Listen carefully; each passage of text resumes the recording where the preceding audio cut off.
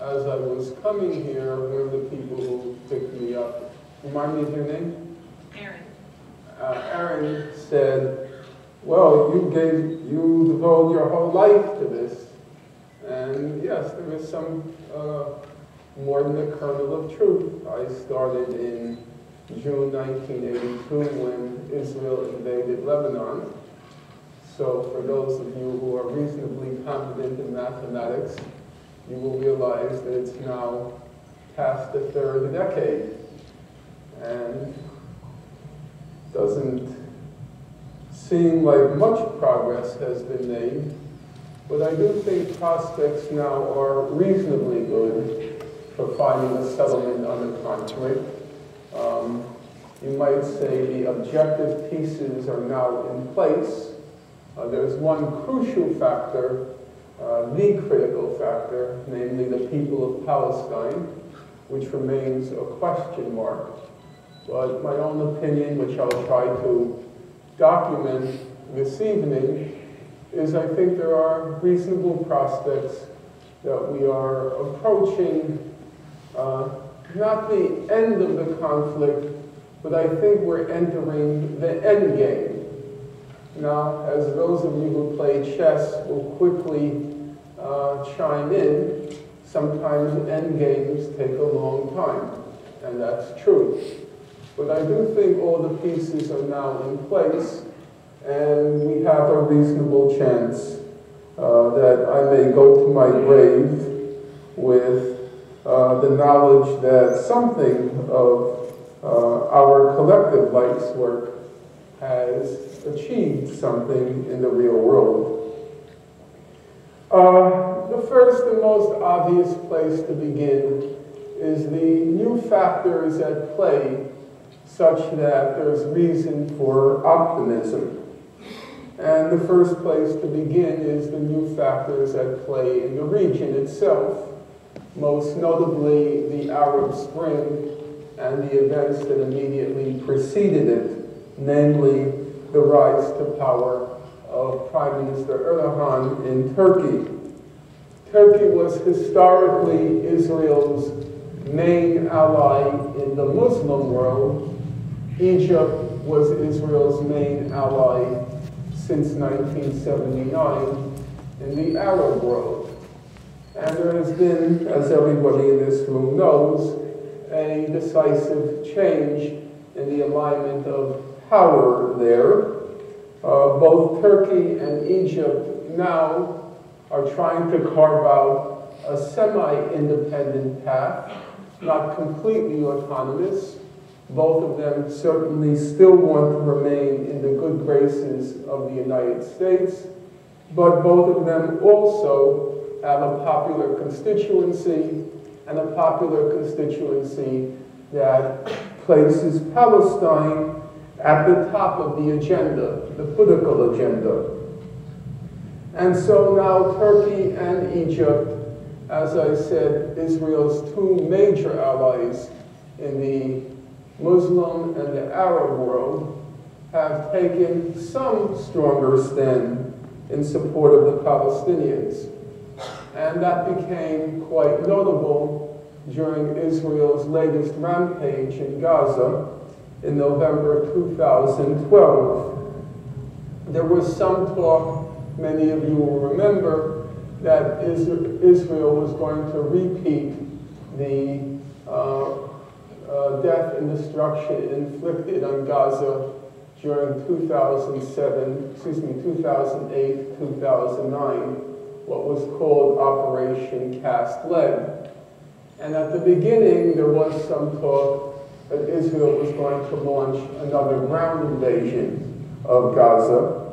I myself was skeptical on that score, and when I was on RT debating the issue, I guess it was the second or third day of the Israeli rampage, I said, no, I don't think it's likely that Israel will invade, in no small part because Egypt and Turkey will be signaling to President Obama that they won't tolerate a ground invasion, that that was going to be their red line. And indeed, that's exactly what happened. For that reason, because of the Egyptian and Turkish protests, and for other reasons, which I'll get to in a moment, or I'll get to presently, Israel was unable to launch the ground invasion, and in the end suffered a quite significant military defeat, but more importantly, suffered a significant political defeat, which I'll get to, as I said, presently. Well, things have changed not only in the region, but things have also changed quite dramatically, although over a longer period of time, internationally. So, Israel's status in the world, judging by, say, the BBC annual polls, if you look at the annual polls of the BBC, typically they ask the question, they list 36 countries, and they ask the question, do you think this country has had mostly a positive impact in world affairs or mostly a negative impact in world affairs?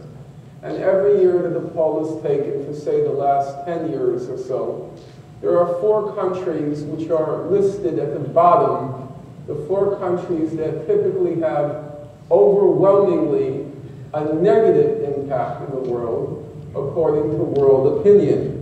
And the 4 countries won't come as a surprise to you, 3 of them. Iran always ends up at the bottom, North Korea at the bottom, Pakistan at the bottom, but along with those 3, it's always Israel. So it's Israel, North Korea, Pakistan, and Iran. Now, that itself is a quite revealing fact in terms of what it says about public opinion's perception of Israel. But the fact becomes even more telling when you consider that the other 3 countries, I think we can all agree, it's not trying to make a polemical point, we can say that the other 3 countries seldom get what you might call a positive spin in the press.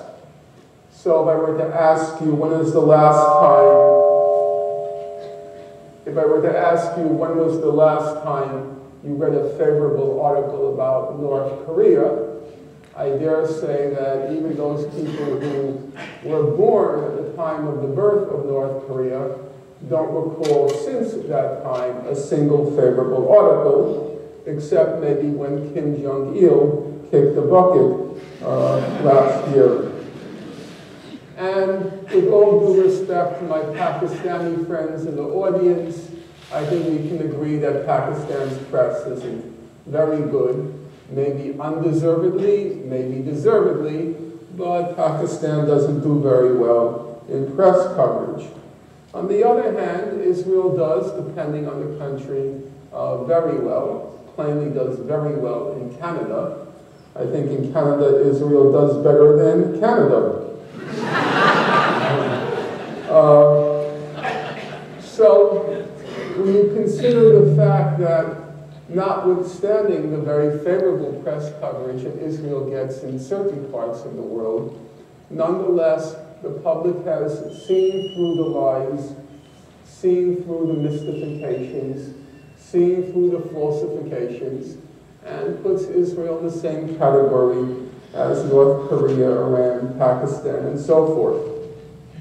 It's interesting to note, I think many of you will be surprised to learn, that even in Canada, where Prime Minister Harper is probably more supportive of Israel than even Netanyahu, in the 2011 BBC poll, only 23% of Canadians, only 23%, had a positive opinion of Israel versus 52% who held a negative opinion of Israel. It's also worthy of remembering that Prime Minister Harper's predecessor, Prime Minister Brian Mulroney, who was also from the Conservative Party. How many people remember Mr. Mulroney?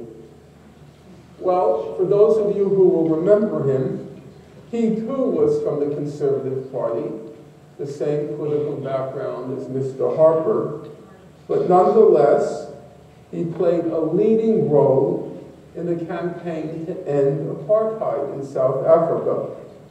And it was said, reading the accounts of the time, that it was because, and now I'm quoting one of the standard works, because of his strong personal convictions, deeply influenced by South Africans like Bishop Tutu.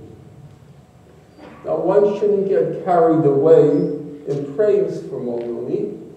In fact, the sanctions he imposed in South Africa were rather modest. But generally speaking, even these modest sanctions were more than any of the other Western countries were willing to impose on South Africa. So, we don't want to get carried away in praise of Mulrooney, but one can hazard the guess that if Prime Minister Harper had been Prime Minister back then, he would probably have sent the South African racist regime a bouquet of nukes free of charge. If you look at the most recent vote, the most recent gauge, barometer of public opinion around the world, it came when Palestine, its membership was being upgraded to a non-member observer state a couple of months back. The vote there was 138 to 9, with 41 nations abstaining. Revealingly, and surprisingly, even till the very end, there was a landmark split among the European nations. France, Spain, Belgium, Norway, Switzerland, Austria, and Denmark, they voted yes on the UN resolution supporting the upgrading of Palestine's status. The US's most faithful ally, the UK, it broke this time with Washington, and it abstained. And Israel's most faithful ally in Europe, namely Germany, it also, under Chancellor Merkel, surprisingly, it also broke with the United States, and it too abstained. And even Australia, which reflexively votes with Israel every year, it too abstained. In recent months, Europe, which has grown wearier and wearier of this interminable conflict, and more impatient with the state of Israel, has been condemning very forcefully Israel's illegal settlement expansion. Obviously, a critical arena is the United States. And there have been clearly changes in public opinion, though they haven't yet been registered at the political level. On those BBC polls, for the first time, opinion is right down the middle. About half of Americans say Israel has a positive impact on world affairs, but fully one half now say no.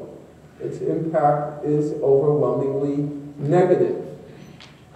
Less than half of Americans say that the U.S. should come to Israel's defense if it attacks Iran. The changes are also quite clear in the American Jewish community. American Jews are preponderantly liberal. And you see that in election after election, especially when it comes to national office. So in 2008, when an African American ran for office in the United States, 75% of American Jews voted for Obama. It was the highest percentage of any ethno-religious group in the U.S. except African Americans. In fact, a much higher percentage of American Jews voted for Mr. Obama than Latinos. And that's a very striking fact, because American Jews are now by far the richest ethno-religious group in the United States. And most people vote by virtue of their pocketbooks. So American Jews should have been voting Republican, the rich man's party. But no, American Jews voted Democratic because they're liberal. And Latinos, who are among the poorest ethnic groups in the United States, they went in fewer numbers, or a smaller percentage, for Obama than American Jews. The last election, 2012, was in many ways even more telling, because the Prime Minister of Israel, Mr. Netanyahu, he made clear, very clear, that he supported Republican candidate Mitt Romney. He also effectively declared that Barack Obama was bad for Israel and he was bad for the Jews. So what did American Jews do? Here was the leader of the head of state of Israel telling American Jews, vote Romney. Obama is bad for Israel, he's bad for the Jews. Well, what happened? 70% of American Jews ignored Netanyahu, and they voted for the liberal candidate, Mr. Obama.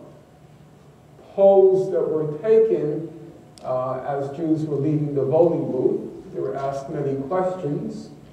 The polls showed that American Jews overwhelmingly supported Obama's stand in Iran as compared to Romney-Netanyahu's stand.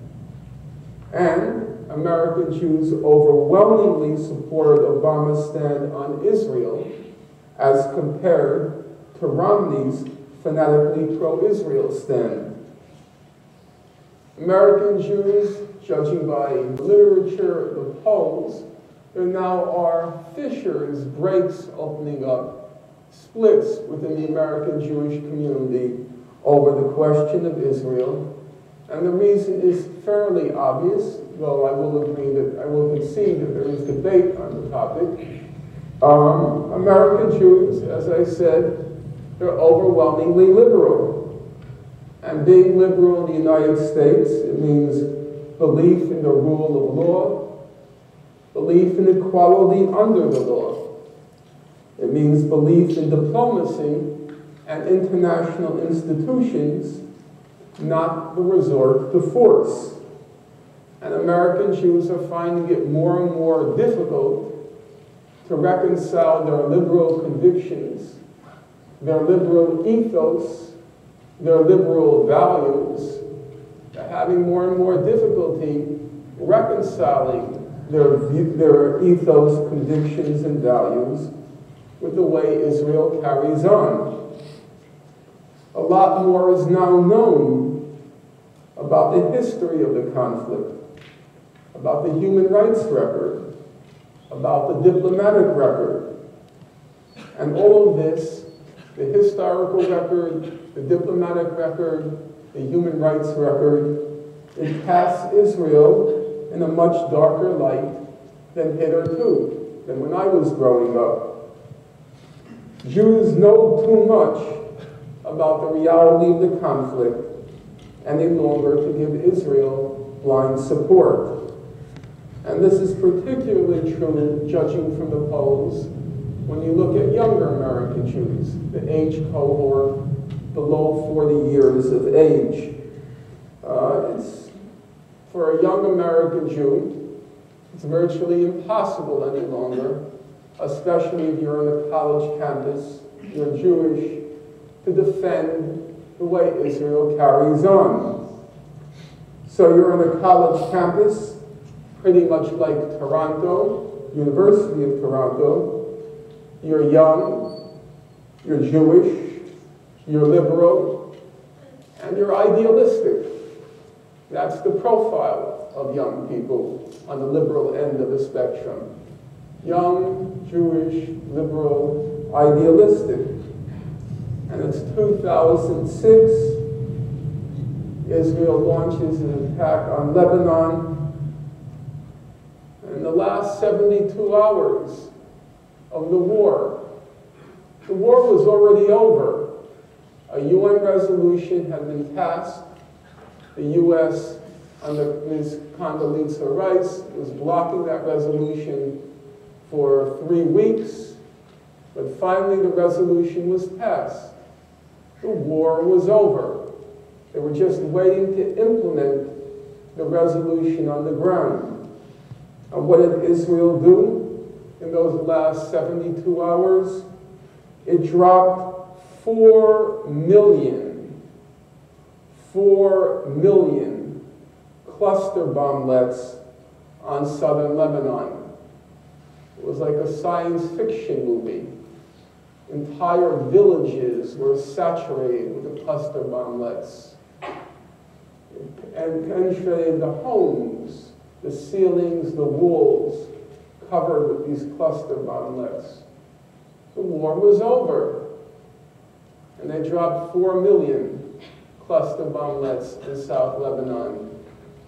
You're young, you're Jewish, you're idealistic, you're on a college campus. You don't want to defend that in public. You know, if you're the son of a Mitt Romney, of a Rush Limbaugh, yeah, you'll defend it. Some people will defend breaking the kneecaps of nuns. But it's just not a Jewish thing. I'm not saying Jews don't do those things, but you don't defend it in public. No, you don't. It's 2008. You're on a college campus. Israel invades Gaza. What Amnesty International called the 22 days of death and destruction. In the course of those 22 days, Israel dropped white phosphorus, a substance that reaches 800 degrees Celsius, 1,500 degrees Fahrenheit. They dropped the white phosphorus on 2 hospitals, on Al-Quds Hospital and on Al-Wafa Hospital. You're young, you're Jewish, you're idealistic, you don't want to defend that. So, whichever way you look at the picture, you look in the region, you look internationally, you look at Canada, you look at the United States, you look at the American Jewish community, which has been a major obstacle to a resolution of the conflict hitherto. Whichever way you look, it's clear that things are changing. They're not where we would like them yet. But the most important thing is there's now a broad public that's ready to listen. When I was growing up, I said some things which one might describe, and I would actually myself acknowledge were extreme, because it was kind of, you were alone in a wilderness. You were trying to jolt people, to shake them up from their torpor, to tell them something wrong is happening.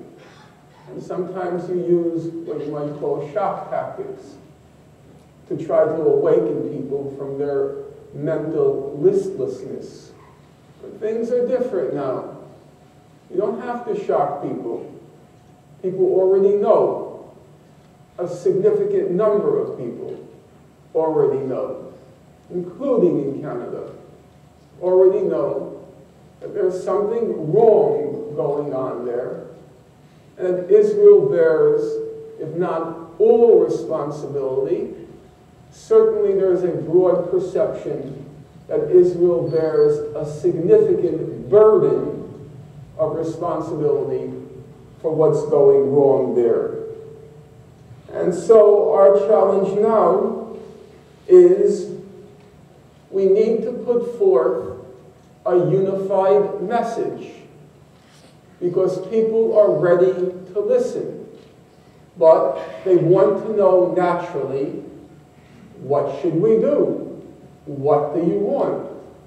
Where do we want to go?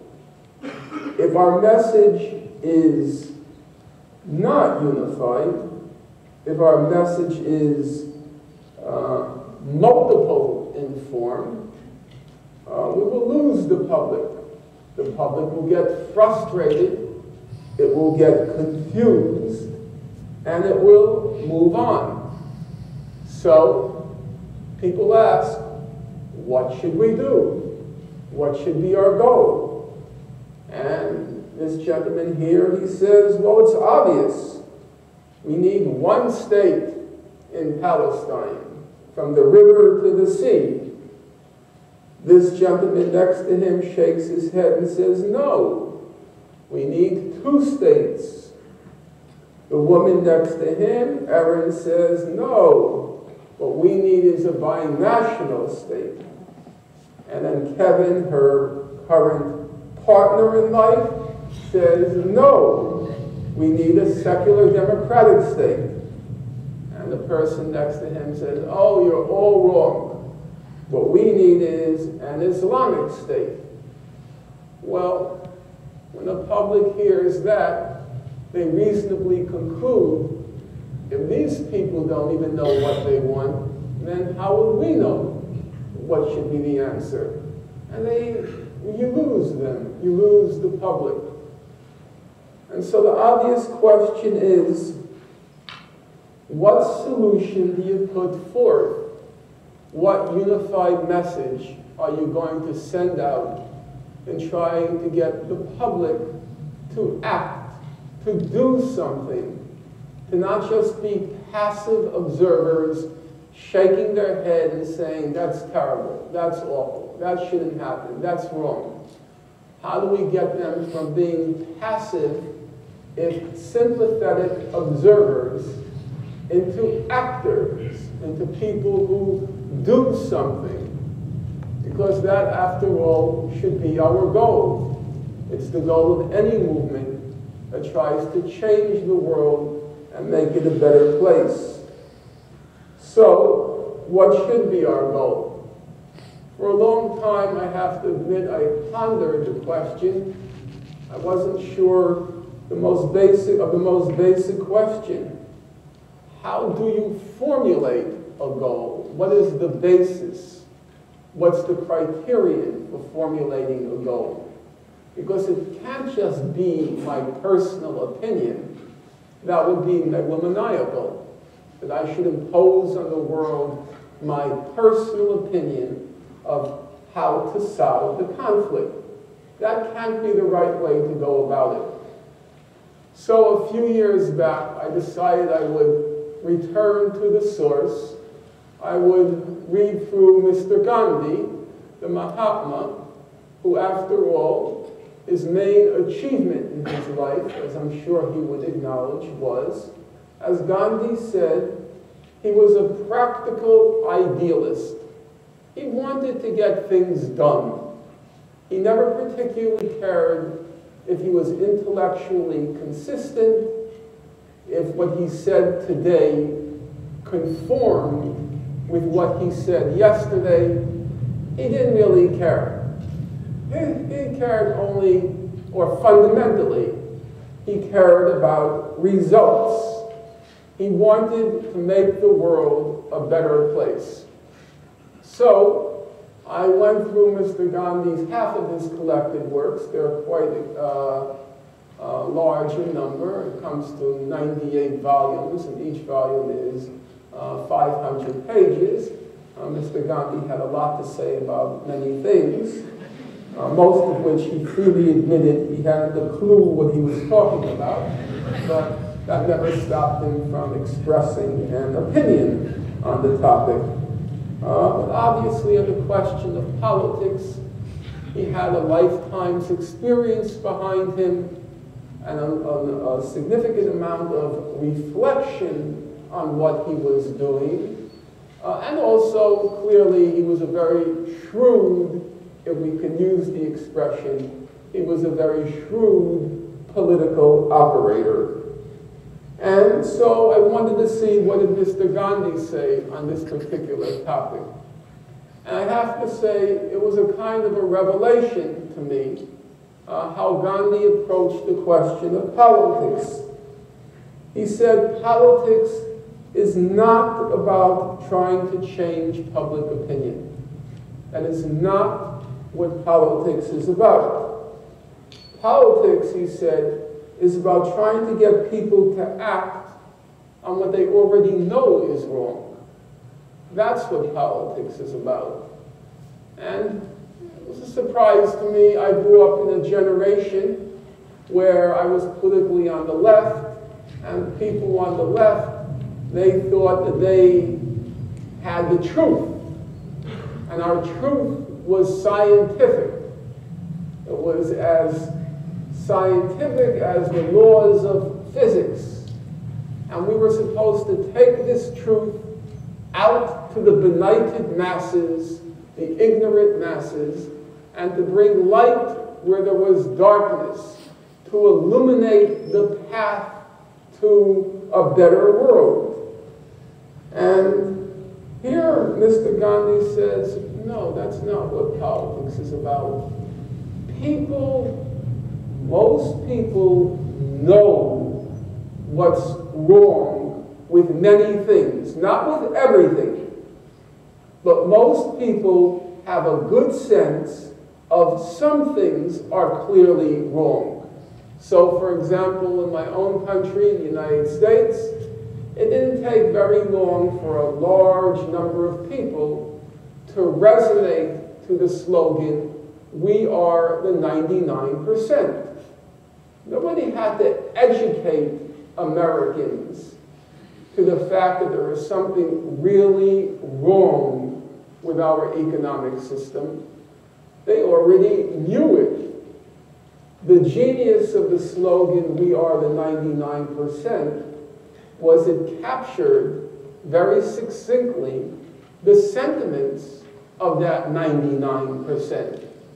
That 99% of our society was being shafted, and 1% was having a very good time. And so, for Gandhi, the challenge was not to change public opinion, but to get them to act. And Gandhi had a very basic insight, which it may sound simple-minded, but the more I think about it, the more I think he was probably right. His view was the only thing that gets a sympathetic public to act, the only thing that will get them to act is when they see people suffer. It's the act of suffering and the feeling of pity that it arouses in a broad public that gets them to move from being sympathetic but passive to being sympathetic and active. So the whole purpose of his nonviolent civil disobedience was, as he said, it was to quicken the dead conscience of public opinion into life. And for Gandhi, the most critical aspect of getting people to act was his expectation that those who believe in the cause will be willing to sacrifice their life. Gandhi, if you read the real Gandhi, not the Hollywood Gandhi, Gandhi had a kind of a death cult. He was very committed to the idea that you have to get yourself killed, because that's the only thing that's going to move a public to act. Sometimes he would say during one of his campaigns, "Don't tell me you got arrested. I'm not interested if you got arrested. Unless you got your skull broken or you got killed, I'm not interested." Now, it may sound like a pretty heartless statement, but on the other hand, I think it's a realistic assessment of what rivets the public's attention, what arouses the indignation of the public, and what in the end gets the public to act. But there's one qualification to what I've just said, and the qualification is critical for what I'll be going on to say about the Israel-Palestine conflict. No matter how noble your tactics, no matter how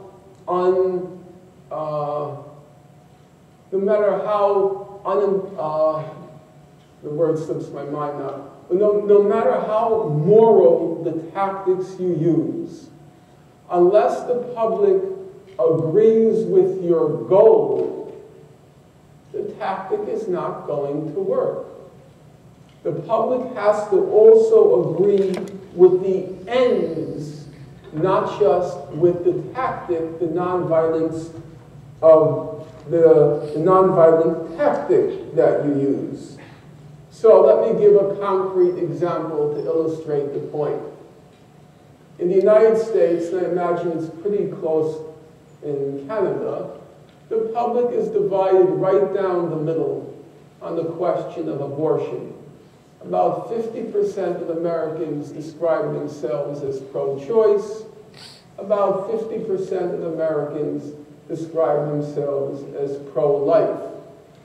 So, let me take somebody arbitrarily from, well, first of all, who would describe him or herself publicly, some people prefer not to, as being pro-choice? Raise your hand. Okay, so I'll call on the woman in green. So let's take a hypothetical. Let's take the case of the 50% of Americans who call themselves pro-life. They decide to descend en masse and surround every abortion clinic in the United States. And they say, in a Gandhi-like gesture, that they are going to go on a fast unto the death until and unless the clinics stop performing abortions. Now, you can't take any exception to the tactic. It's not inflicting harm on anyone else except the person who's fasting, and the person is willing to make the ultimate sacrifice, his or her life, in order to terminate the practice of abortion. Now, would that move you to change your mind on the issue of abortion? No, of course not. Most people who are pro-choice, they would say, like her, she shook her head vigorously no. Most people who are pro-choice, they would say, I hope they do go on a fast until the death, and I hope they don't drop dead. I guess the person in charge of sound is it's not me. pro-life.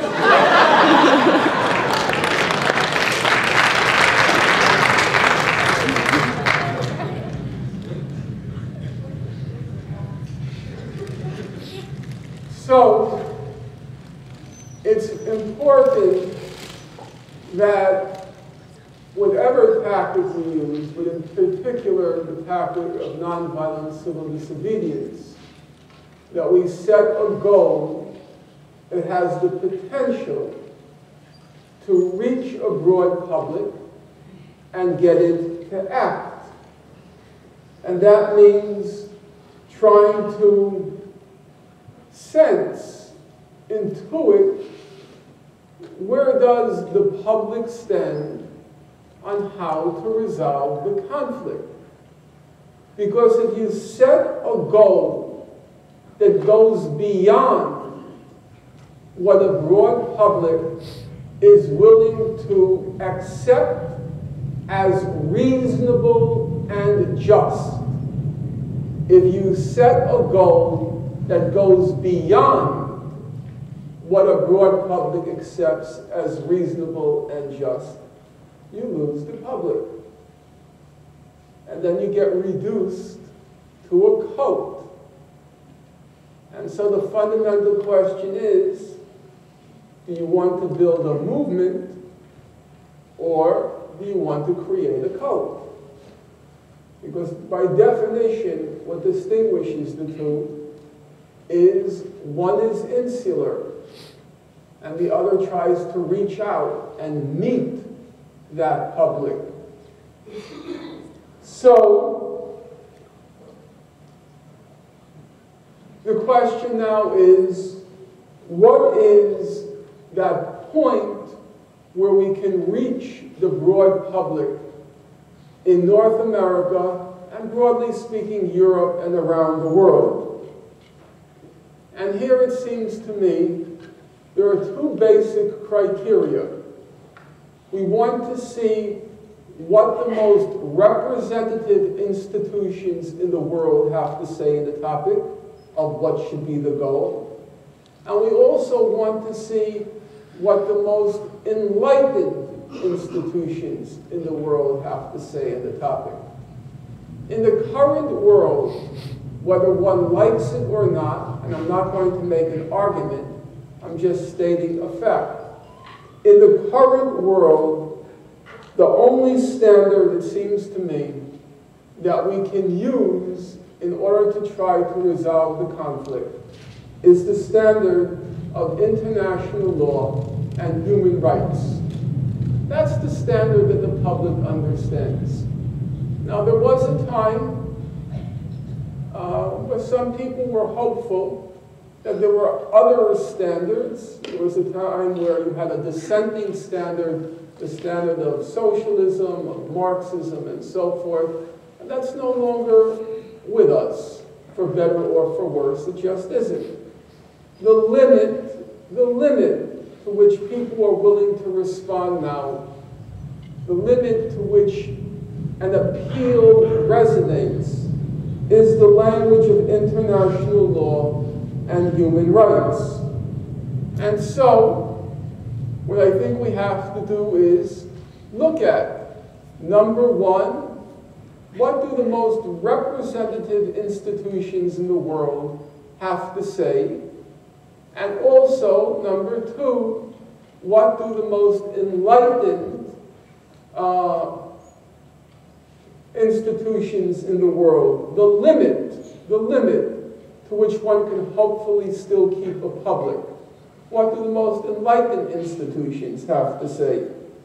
So let's start with the most representative institutions in the world today.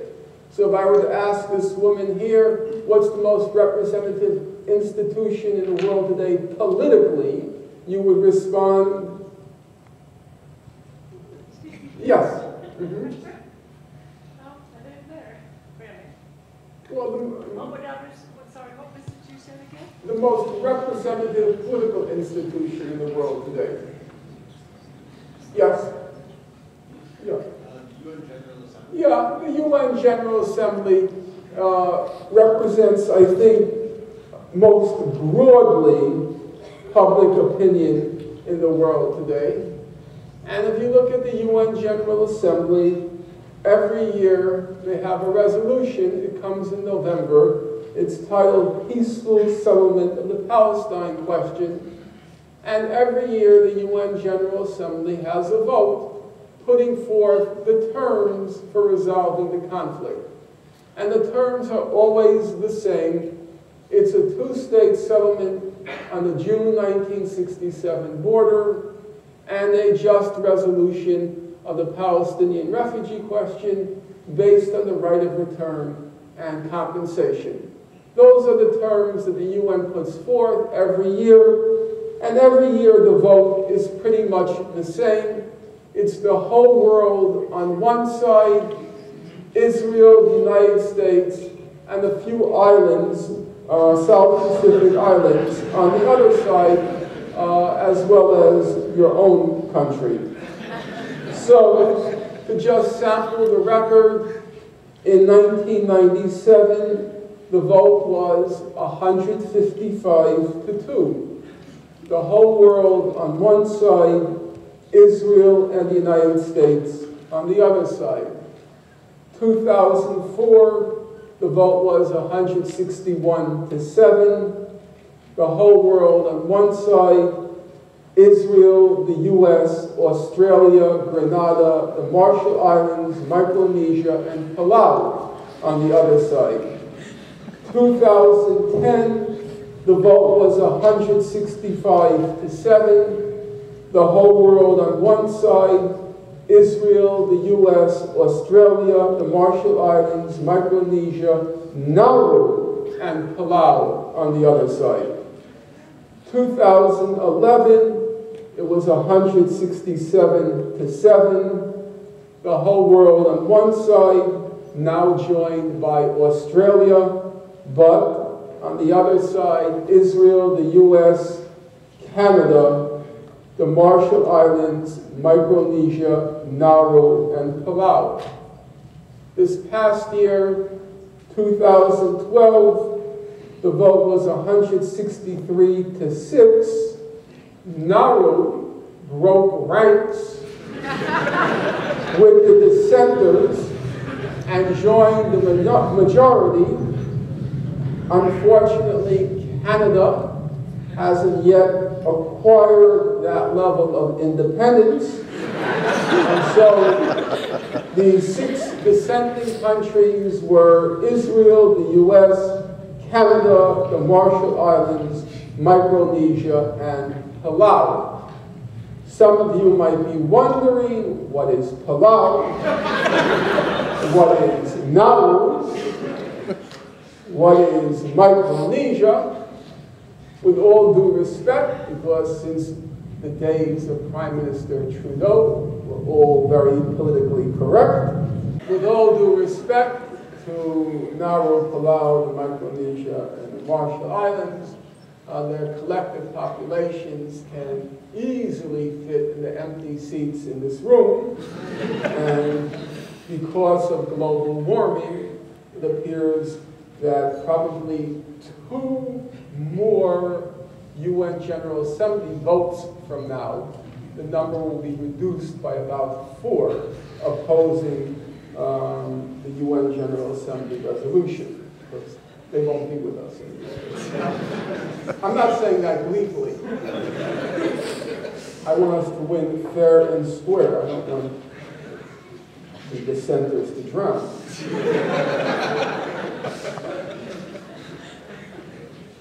At the regional level in the Middle East, the Arab League put forth a peace initiative in March 2002, the same language, 2 states, June 67 border, a just resolution of the refugee question, and the vote was every state in the Arab League, every state voted for it. They reiterated that proposal in March 2009 in Dubai. And then there's a separate organization of the Muslim countries, the Organization of the Islamic Conference, the OIC. And every member of the OIC, including Iran, every member of the OIC, including Iran, all 57 countries, endorsed the 2-state settlement of the June 67 border and the just resolution of the refugee question. In fact, if you look at the UN vote, if you look at the real world, every year since 2004, the Islamic Republic of Iran has been voting with the majority in the United Nations in favor of the 2-state settlement and the just resolution of the refugee question. If the UN General Assembly is the most representative political institution in the world today, what is the most respected legal body in the world today? Anyone want to venture a guess? Anyone? Amnesty International? No, legal body. World Court. Yes, the International Court of Justice, the World Court. And in 2004, the International Court of Justice, it rendered what was called an advisory opinion on certain aspects of the conflict between Israel and the Palestinians. In the course of rendering its advisory opinion, the International Court of Justice also rendered an opinion on the critical aspects of the Israel-Palestine conflict. So number one, the International Court of Justice said, under international law, it's inadmissible to acquire territory by war. And they said Israel acquired the West Bank and Gaza in the course of a war, namely the June 1967 war, and therefore Israel had no title, no right to any of the West Bank or any of Gaza. Those are, in the words of the International Court of Justice, the most respected legal body in the world, those are occupied Palestinian territories. That's the language of the court. Furthermore, the court said that East Jerusalem was acquired by Israel in the course of a war, namely the same June 1967 war, and therefore East Jerusalem, like the West Bank and like Gaza, is, using the court's terminology, occupied Palestinian territory. Number three, the court said that under international law, in particular Article 49 of the Fourth Geneva Convention, it's illegal for an occupying power to transfer its population to occupied territory. Therefore, the court said all the Israeli settlements are illegal under international law. All 500,000 settlers are illegally situated in occupied Palestinian territory. Now, you will recall from a few moments ago that the whole world supported that two-state settlement on the June 67 border and a just resolution of the refugee question, with the exception of the US, Israel, a few South Pacific islands, and occasionally Canada. On the questions before the court, there are 15 judges who sit on the International Court of Justice. They were and remain extremely independent of mind. These are very confident and, you could say, often very quarrelsome judges. I've read many, many opinions and decisions of the International Court of Justice. It's very rare they agree on very much. But on the issues to which I just referred, the West Bank, Gaza, East Jerusalem settlements, not one judge sitting on the court registered any disagreement. There was one judge, the American judge Thomas Bergenthal, who disagreed on the main question confronting the court, namely the legality of the wall that Israel has been building in the West Bank.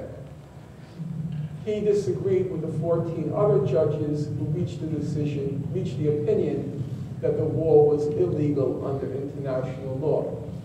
But on the questions that I was just referring to, namely borders, Jerusalem, settlements, even Judge Bergenthal said, and now I'm quoting him, he says, "There's much in the advisory opinion with which I agree. For instance," he said, on the question of the settlements. He said, paragraph 6 of Article 49 of the Fourth Geneva Convention does not admit for exception. It provides that the occupying power shall not deport or transfer parts of its own civilian population in the territory it occupies.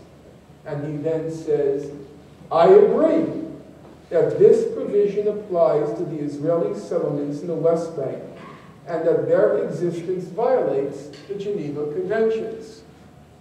Again, whether we look at the most representative organ in the world today or the most respected authority in the world today, there's no disagreement on these questions. The court did not rule on the question of the Palestinian refugees because it wasn't germane to the central issue they were adjudicating, namely the legality of the wall. But the human rights organizations have expressed an opinion on the question of the refugees. So if I were to ask what are the two main most respected human rights organizations in the world, you would say Amnesty International and Human Rights Watch. Well, I didn't have to cue you. That's pretty much common knowledge. Both Amnesty International and Human Rights Watch have explicitly said, and so there won't be any room for misunderstanding. Let me quote them. Human Rights Watch says, we urge Israel to recognize the right to return for those Palestinians and their descendants who fled from territory that is now within the state of Israel and who have maintained appropriate links with that territory. Amnesty International, it said, I'm quoting it again, we call for Palestinians who fled or were expelled from Israel, the West Bank or Gaza Strip, along with those of their descendants who have maintained genuine links with the area, to be able to exercise their right of return. In the real world, there is no debate or dispute on these questions. Now, when I was introduced by Brandon, he referred to the complexities of this conflict. In fact, it's probably the least complex conflict in the world today. That's not a matter of rhetoric or hyperbole. It is, I think, an accurate reflection of what the record shows. So for those of you who know the lingo of this thing called the peace process, they refer to what they call the final status issues or the permanent status issues, namely the issues which are allegedly so complicated, so controversial, that they have to be put off to the very last stage of negotiations. Otherwise, the negotiations will break down. Who can list for me those final status issues, permanent status issues? There are generally said to be 4. Anyone want to try? What?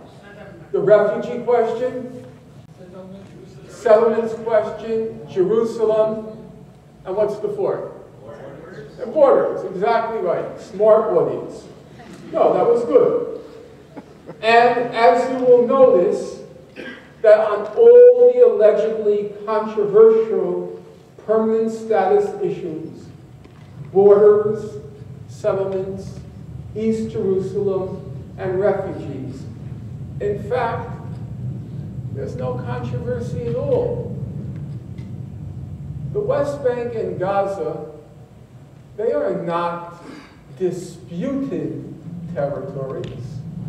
They are, according to the most respected legal body in the world, quoting their language, the West Bank and Gaza are occupied Palestinian territory. Full stop. Mr. Netanyahu and many Israelis like to refer to East Jerusalem as being part of their undivided and eternal capital. But according to the most respected legal body in the world, East Jerusalem is occupied Palestinian territory.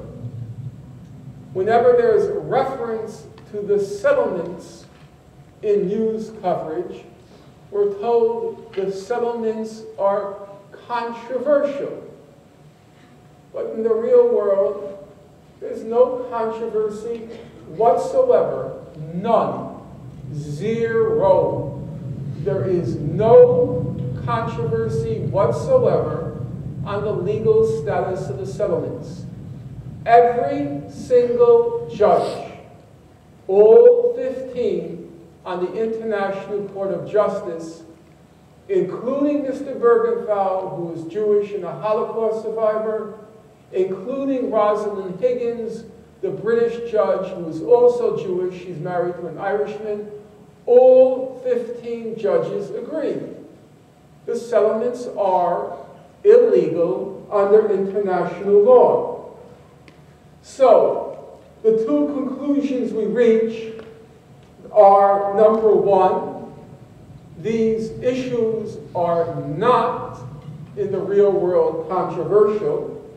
And number two, on each of these issues, East Jerusalem, borders, refugees, and settlements, on each of these issues, Israel's position is overwhelmingly rejected by the most representative political body in the international community, as well as the most authoritative judicial body, and the human rights organizations in the world. And it's exactly for that reason that Israel, one has to admire the candor, it says that it opposes international law. So, during the negotiations in 2008 between Israel and the Palestinians, the main Israeli negotiator was Foreign Minister Tzipi Livni, and she said, as I said, with a certain amount of admirable candidness, she said, "I am a lawyer, but I am against law, international law in particular." It might more accurately be said that Livni was against international law because she was a lawyer.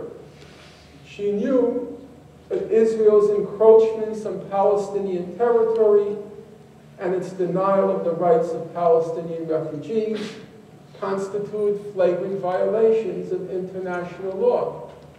She was the foreign minister. She has to defend her state. And she can't simultaneously defend the conduct and actions of her state, knowing full well that under international law, that conduct and those actions are flagrant violations of the law. And that brings me to the last point, which I understand has become a small matter of controversy on this campus, namely the issue, what goes under the heading of BDS, or boycott, divestment, and sanctions. Now, as a matter of principle, there are no consistent grounds for supporting the sanctions movement in the struggle against apartheid in South Africa, but now opposing it in the case of the Israel-Palestine conflict. Every argument that's now being made against the sanctions movement, every argument was used the same time during the struggle against apartheid and the attempt to implement sanctions. Now, as a Canadian audience, I want to reiterate that as a factual matter, the Conservative Party Prime Minister Brian Mulroney, played a leading role in the sanctions movement against South Africa. And I can see on principle, and having spent the past several weeks reading a large amount of the literature on the sanctions movement against South Africa, I can't see how anyone in principle can say they supported it back then, but don't support it now in the case of Israel. However, in light of what I've just spoken about, in order to gain broad public support, the BDS, the sanctions movement, has to squarely and unambiguously anchor its movement in international law and human rights law. Otherwise, you can't reach a public. It may suit you not to reach a public, but I don't think that's what politics is about. And the law is clear. The law says 2 states on the June 1967 border and a just solution of the refugee question. If you look at the sanctions movement in South Africa, the sanctions movement, meaning the support abroad for the struggle against apartheid, the sanctions movement was always a function of what happened in South Africa on the ground. It began in 1960 with the Sharpeville massacre. None of you will remember it. Some of you may have heard of it. The next major moment in the sanctions movement in South Africa was 1976 with the Soweto uprising and South Africa's killing of about 1,000, they estimated. South Africa killing about 1,000 students in demonstrations at the time. After the Soweto massacre, the United Nations imposed a mandatory arms embargo on South Africa. And then the third major moment came in 1984 with the major demonstrations in South Africa, the institution of a state of emergency, and to the credit of the United States, the main reaction came in the US in 1986, the Comprehensive Anti-Apartheid Act, which was voted by both houses of Congress, even though it was vetoed by President Reagan. The veto was overcome. So, what happened with the sanctions movement in the case of South Africa? The goal of the movement was basically they wanted to try to economically cripple South Africa, force it to negotiate. In fact, they were unable to achieve that goal because there were all sorts of ways the sanctions were weakened. In the case of the arms embargo, South Africa created a domestic weapons industry of its own. In the case of oil, many countries were still willing to sell South Africa oil, even though there was technically an embargo. The South Africans had to pay a lot more money, but it didn't work. Still, the sanctions did cause some harm to South Africa's economy, and the South African government did worry, where was this going? Where was this heading? Because the movement was growing and growing and growing, and it didn't look like it was going to go away anytime soon. What does that mean for the case of Israel and Palestine? The case of Israel and Palestine, the boycott movement, the divestment movement, the sanction movement, it's an important mobilizing weapon to support internal Palestinian resistance to the occupation. And that's not a trivial fact. I began my remarks by saying that because of Turkey and Egypt, their intervention, I said it put limits on what Israel could do in its latest assault on Gaza. But it wasn't just Egypt and Turkey that put the limits on Israel. When Israel attacked Gaza in 2008 and 9, those 22 days of death and destruction, when they killed 1,400 Palestinians, overwhelmingly Gazans, overwhelmingly civilians, about 350 children, in what was simply a protracted massacre. Very soon after that attack, Israel started talking about Operation Cast Lead 2, that they were going to do it again. But as it happened, the world had changed. They couldn't do it again. First of all, as I said, it was the intervention of Turkey and Egypt. Secondly, Israel was not able, like the first time, to prevent foreign reporters from entering Gaza. The first time they sealed the borders, Mr. Mubarak collaborated with the Israelis, and so all we knew about what was happening while it was happening is what the Israeli media, the propaganda machine, was saying. But this time there were foreign reporters. The most important thing, however, was after the first attack on Gaza, the Goldstone report came out. And the Goldstone report by Richard Goldstone, a South African jurist, was a devastating indictment of what Israel had done. And there were serious concerns on the part of the Israelis that they were going to get indicted, that this was going to be prosecutions of war crimes that Israel had committed. So Mr. Netanyahu at the time, he said, we face 3 existential challenges in the world today. Number 1, he said, Iran, nuclear weapons. Number 2, he said, the missiles from Hamas and Hezbollah. And number 3, he said, the Goldstone report. Yes. The Israelis were in dread of the prospect that they were finally going to be held accountable for their systematic and methodical, indiscriminate, violent assault on the people of Palestine.